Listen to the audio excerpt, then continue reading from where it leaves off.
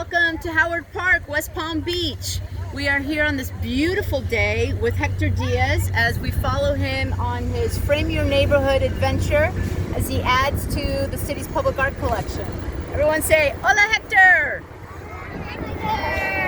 Hi, guys. So tell us a little bit about this next project. Okay, so this particular one, there's 4 of these in total. There's 4 different parks we're doing these at. South Hollywood was the first one. Howard Park, where we're at now, is the second one. There's going to be one at Gaines Park. There's going to be one at Coleman Park. Each one is a little bit different. They're all a little bit unique, and they're all kind of a little more to the environment of that area, if you will. This particular one, we decided to go with an alligator theme, an alligator theme, just because where we are with the water, the gator.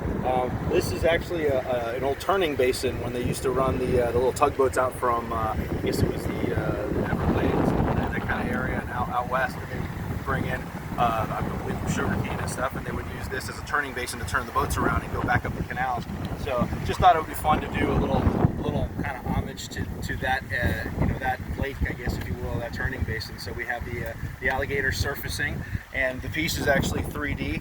It's in acrylic paint, Nova color we use, and then we're sealing it. My guys are sealing it right now, so that hopefully we'll get some longevity out of it. In years to come, people can come and enjoy it and take pictures and enjoy the painting. So. All right, let's go talk to the Howard Park kids here. Who has some questions for Hector about his artwork? Who wants to say? Oh, we have a little one here. Tell us your name. Jason?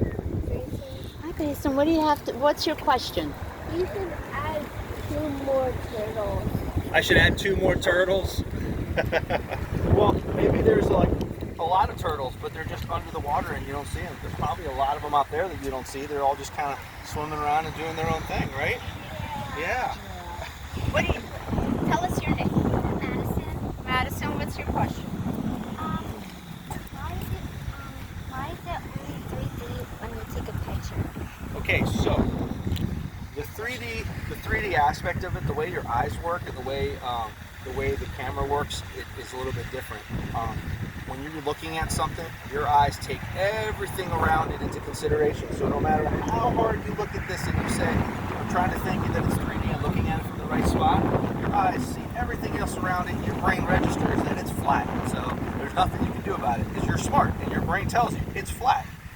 With a camera, the camera doesn't have the brain like you do. So with the camera, the lens picks up just this area, right? It doesn't see the things around it, and so even though the lens is looking at it and seeing it in 3D, the lens is really more 2D. It kind of flattens everything out a little bit. So that kind of 2-dimensional lens makes it have this illusion that it is 3D.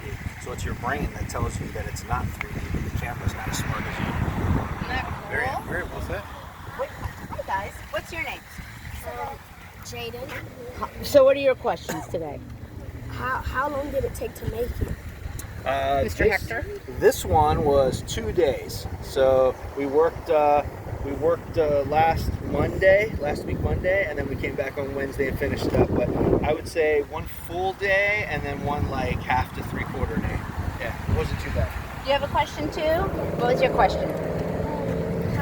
How do you know where to shade? How do I know where to? Where to shade. Where to shade? Oh, good question. So when we're doing the 3Ds, and really when you're doing any painting and you want to take light into account so that you want to do your shading, you have to think like, if I was looking at this in real life, where would the sun be coming from, right? So if the sun is coming from this side, right, everything that's facing in that direction has to have light on it, but everything that's facing in that direction is going to have shade because it's not facing the sun, right? So it's the same thing with this. This has these kind of like little ledges and walls, and so if pieces are facing one way or another, they either have light or they don't. They have sunlight or they don't, and so we just decide in our heads. We're creative about it, and it's up to us what we decide with the light, and we say, okay, well the sun's coming from that side, so that's the light side, and that's how we determine that.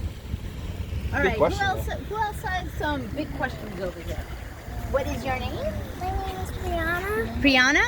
That's a nice name. Brianna, what's your question for Hector? My question was, I thought that the little yellow and the stick was a part of the lily pad, but it doesn't look a part of it, so it's starting to look like something like creature underwater. Like a creature? Like there's eyeballs coming out or something? What is it? So those are actually lily pads before they open up. If you look out there and you look closely, look in between all those lily pads, see all those little yellow flowers? Those are part of the lily pads.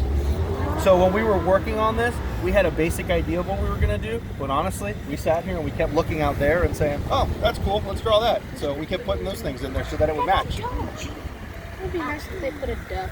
Yes. What's your name? My name's Olivia. Olivia, what's your question?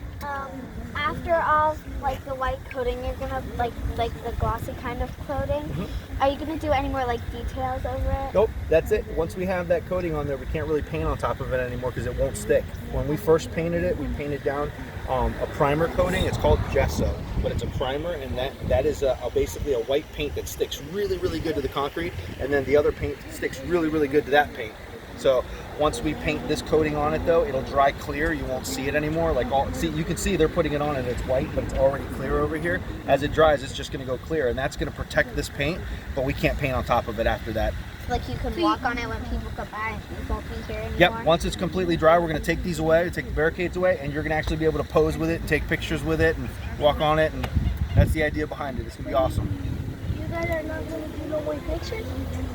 No more painting? Yeah. Not on this one. We have 2 more that we're going to do. There's 4 total. Yep. All right, so, go ahead. Sorry. What was the last thing?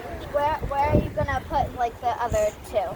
Well, there's one at Gaines Park, which is a little bit south, north of here, and then Coleman Park, which is a little bit northeast, I guess, of here as well. And then there's a one that we already did over in South Olive.